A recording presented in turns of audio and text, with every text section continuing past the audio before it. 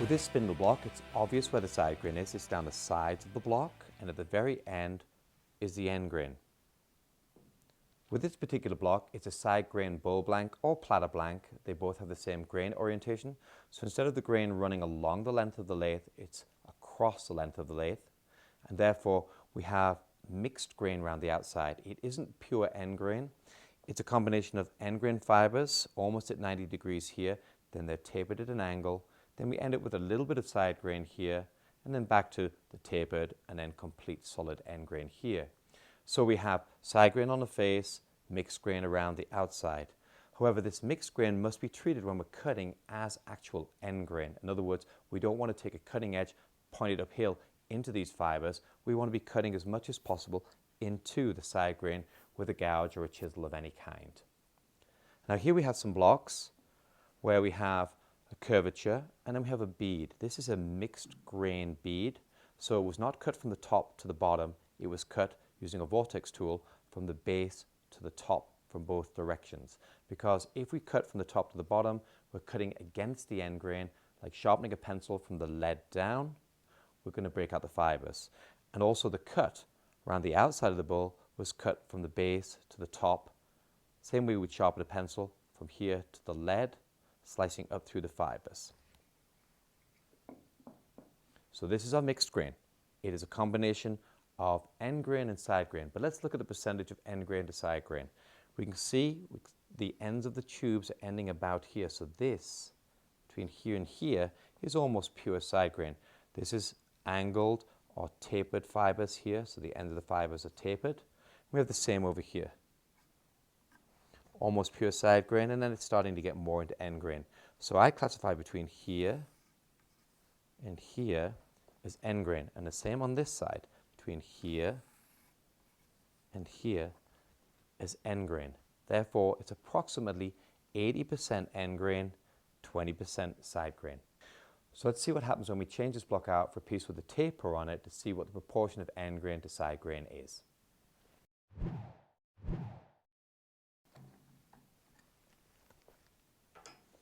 So here we have a block with a 45-degree taper on it. So it does change the scenario a little bit. There is a little bit more side grain here if we look at it now. A little bit wider, but it's still got a lot of end grain between here and here. Again, it's side grain. So side grain, side grain. This is all end grain. So it's about 50-50. So at a 45-degree angle, it's about 50% end grain, 50% side grain. I would still treat this as end grain. Whenever there's end grain present, we have to treat it as end grain, not side grain. So again, no cuts would come directly up into these fibers. They would again be coming across the ends at an angle. And the same on this bowl blank here, as we've got our curvature.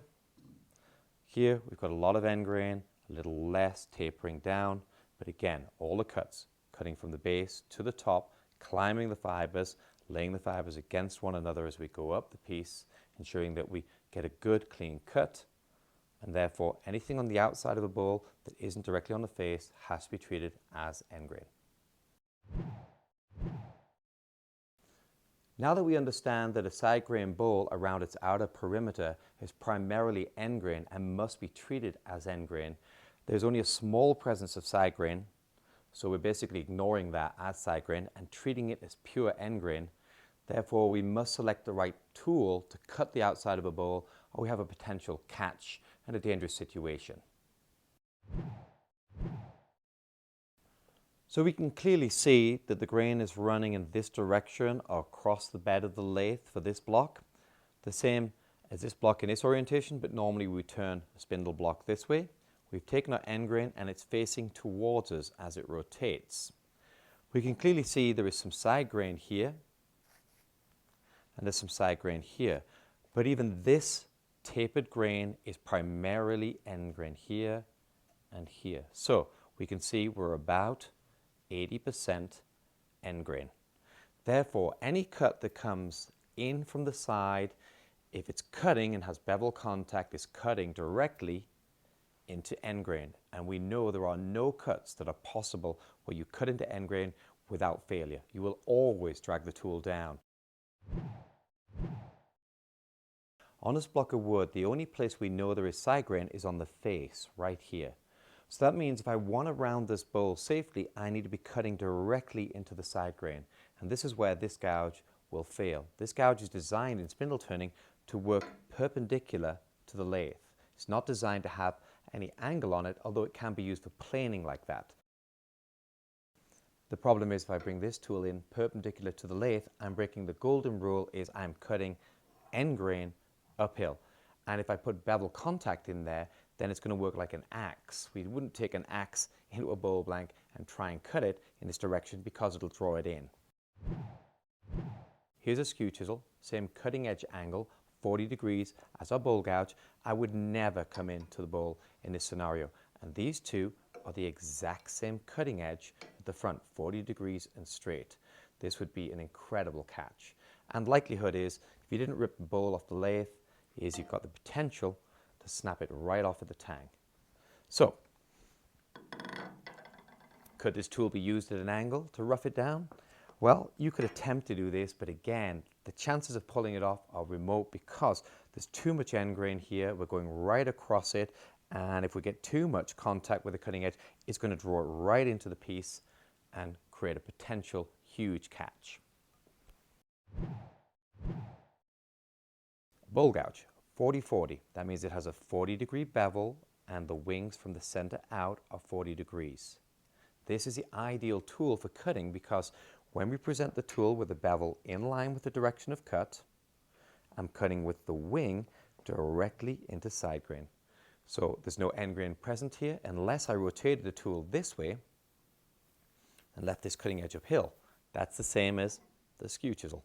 We wouldn't do that, and that would again be a catch. So we're cutting with the nose of the gouge and the lower wing, and we're peeling through side grain all the way across under control. And as long as I have the leverage and tool support, then there's no problems to cut across here, ensuring I don't push the gouge into the broken surface, because that's the temptation when we're turning, is to push with our left hand into there. I can float the gouge across, bring this down the round, and not have any form of catch whatsoever.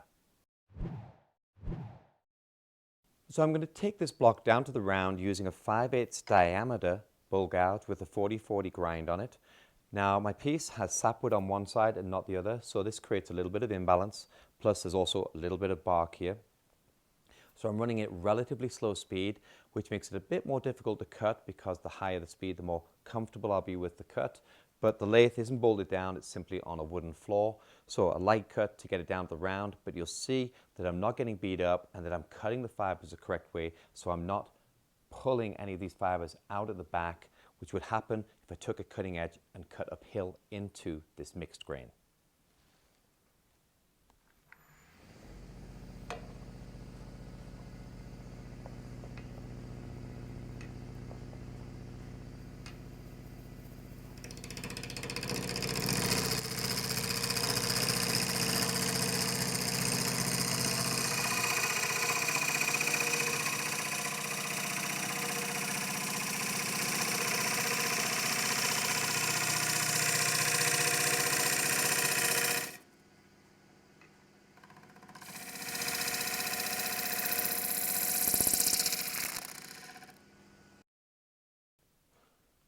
So I was able to take a block of wood that's got imbalance, running slower than I would actually desire, and able to take it down the round without getting beaten up.